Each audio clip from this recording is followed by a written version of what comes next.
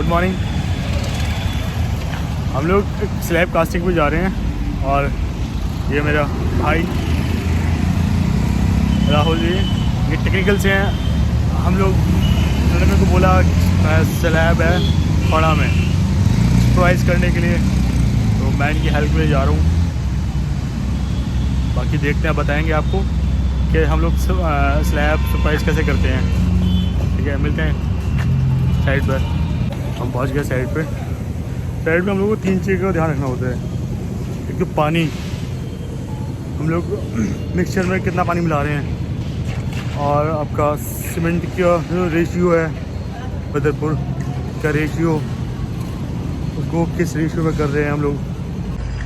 हाँ तो राहुल भाई, अगर हम लोग सपोज़ अभी जैसे लेंटर पर आए हैं तो हम लोग किन किन बातों को याद रखेंगे, ध्यान रखेंगे, हम लोग किन किन बातों पर फोकस करेंगे, क्या क्या बात हम लोग को पता होनी चाहिए लेंटर लगाते टाइम। अभी देखो, बात तो बहुत सारी होती है।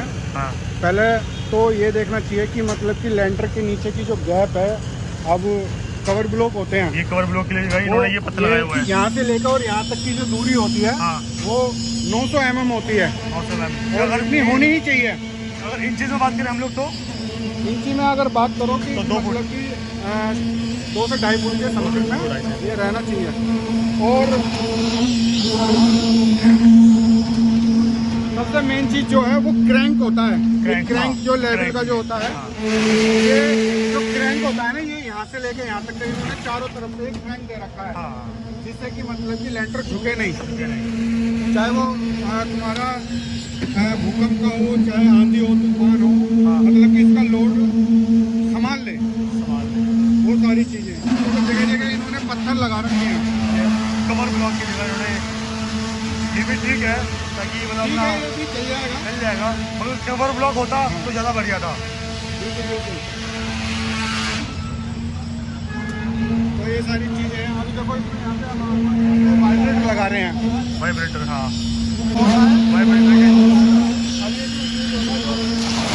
ये जो मसाला है, हाँ, ये इसको मोड़ देना। ये जो देखो खाली है ना, ये मोड़ देना, ये पूरा मिक्स कर देगा इसको। ये ढीले बन जाते हैं इसको। अब देखो इसको ये अंदर कर रहा है कि तो इसके अंदर जो बुलबुल है, जो बनता है ना, जो सीमेंट, उसको बाहर निकालने का काम करता है वाइब्रेटर।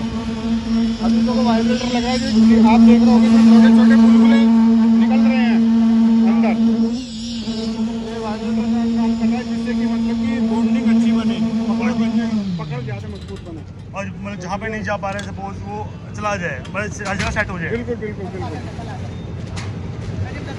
और इसमें पानी ठीक है, पानी बिल्कुल जेन्युइन है। और अगर हम लोग बताएं अगर रेशियो क्या होना चाहिए, रेशियो जो होता है, क्योंकि रेशियो को भी लोगों को पता होना चाहिए ना। अगर कोई स्लैब कास्टिंग कर रहे हैं, कोई अपना घर बना रहे हैं, क्योंकि हर बंदा घर जल्दी जल्दी नहीं बनाता है।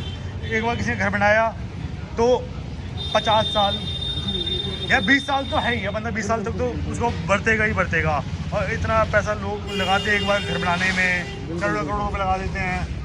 रेशियो जो होता है वो IS कोड के अनुसार, मैं आपको बता देता हूँ, जो रेशियो जो होता है वो 1, 1.5, 3 का होता है। 1, 1.5, 3, हाँ। इसको कौन सा बोलते हैं, इसको कौन सा बोलते हैं? 1, 1.5, 3 का मतलब होता है कि 1 उसमें हमारा सीमेंट हो गया, हाँ, 1.5 उसमें हमारा डस्ट हो गया, डबल, और 3 हमारा रोड़ी हो रोड़ी गई। होगी। अब जनरली जो है कि ठेकेदार 1.5 तसला तो वो लेगा नहीं डस्ट का, हाँ, तो वो 2 ही डालते हैं। 2 ही डालेंगे। तो जनरली जो अब जो यहाँ पे जो चल रहा है जो काम, वो 1, 2, 3 का रेशियो चल रहा है। ये जो हम लोग M20 कहते हैं, वो ये M20 यही है। हाँ, M20 यही है। M20 इंटरनेशनल हाँ जी, वो हाँ है। जी, हाँ जी, ये M20 है, यही M20 डलता है। और माल हमेशा गोल डलना चाहिए कायदे में। पतला माल जितना आप डालोगे, हाँ, लेंटर की ताकत उतनी कम होगी। 40 और 50 साल के बीच में क्रैकपन आने लगता है, बनाने लगेगा, सीलनपन आने लगती है। अच्छा, जहाँ तक मेरे को पता है, हम लोग पानी ज़्यादा डालेंगे उसमें, तो जब जैसे इन्होंने ये मिक्सचर बनाया, पानी जब इसको मतलब पलटेंगे तो पानी ऊपर आ जाएगा, पानी ज़्यादा रहेगा तो। और पानी के साथ साथ क्योंकि सीमेंट हल्का होता है, बिल्कुल बिल्कुल, पानी अपने हाथ उसको सीमेंट को लेके आएगा, और अपना फिर जब धूप पड़ेगी वो क्रैक आ जाएगी। फिर जो क्लाइंट जो हमारा रहते हैं वो फिर कंप्लेंट करेगा कि भैया क्रैक आ गए हैं। तो हमेशा पानी भी एक बहुत मतलब एक नाप बोल के डाला जाता है। मैं आपको बता दूं कि 1 क्यूब में कम से कम देखो जनरली जो पानी जो डलता है वो 28 से 30 लीटर पानी डलता है 1 क्यूब में। 1 क्यूब में जो पूरा घोल बनता है, जो पूरा हमारा एक मिक्स तैयार होता है, जिसमें तुम्हारा 3 रोड़ी, 2 डस्ट और 1 सीमेंट का घोल डाल के तब जाके उसमें 28 से 30 लीटर पानी डालना चाहिए। अगर 31 लीटर भी, अगर 1 लीटर भी फालतू डला तो ये समझ लो कि आपका माल पतला है। हाँ, वो ठीक नहीं है, उसका स्ट्रेंथ पे बहुत फर्क पड़ता है।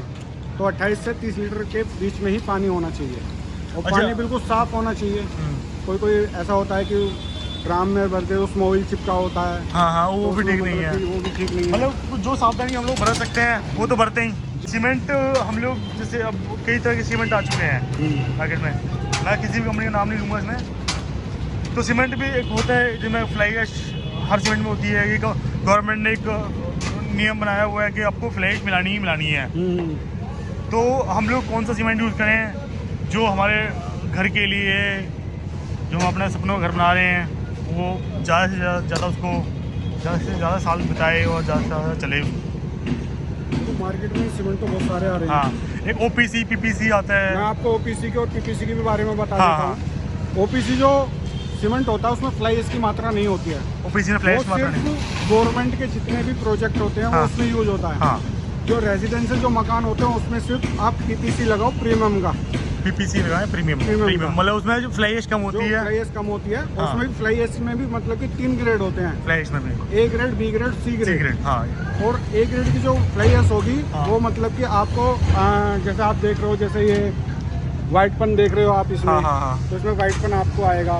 और जो B ग्रेड की, C ग्रेड की जो आपकी राख होगी, उसमें C ग्रेड की जो भी राख होगी उसमें कालापन आएगा। उसकी स्ट्रेंथ उतनी कम होगी, वो स्ट्रेंथ उतना सस्ता भी होगा, सस्ता भी पड़ेगा। क्योंकि जब ग्रेड में बांट दिया हमने उसको, मतलब क्वालिटी में बांट दिया तो रेट में फर्क आएगा। बिल्कुल, रेट में फर्क आएगा और स्ट्रेंथ में भी फर्क आएगा। जहाँ आपका मतलब कि 10 रुपये अगर आप बचाने की कोशिश करो तो आपका वो 10 साल कम चलेगा। 10 साल कम चलेगा। वो चीज़ है मेन चीज़।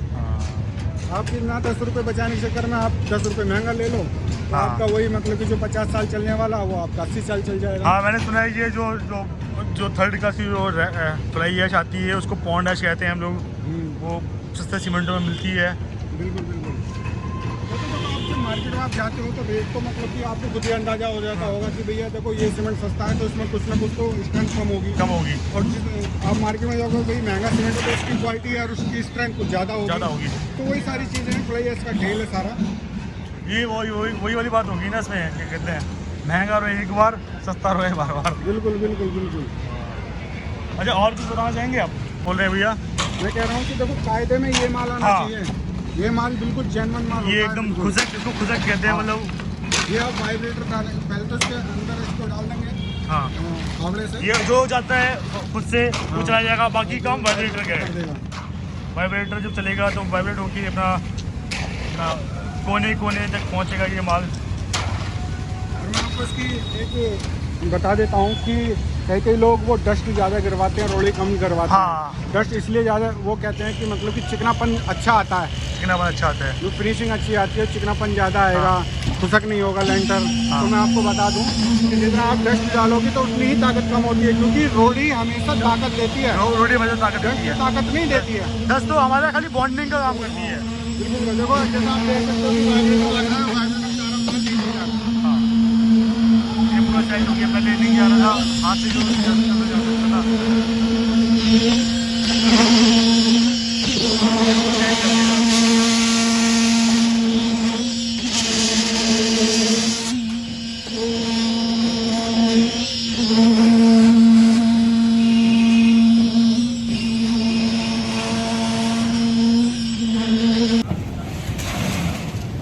बदल को बता रहे थे।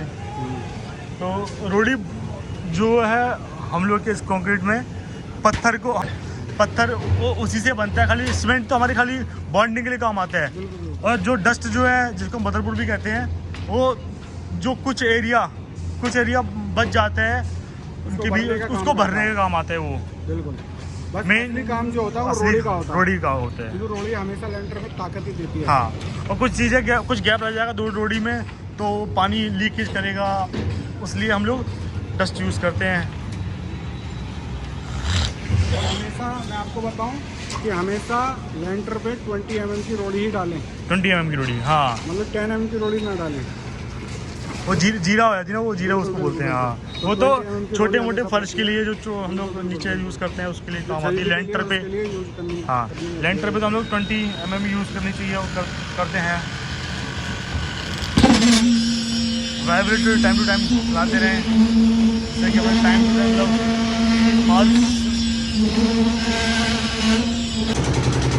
चले।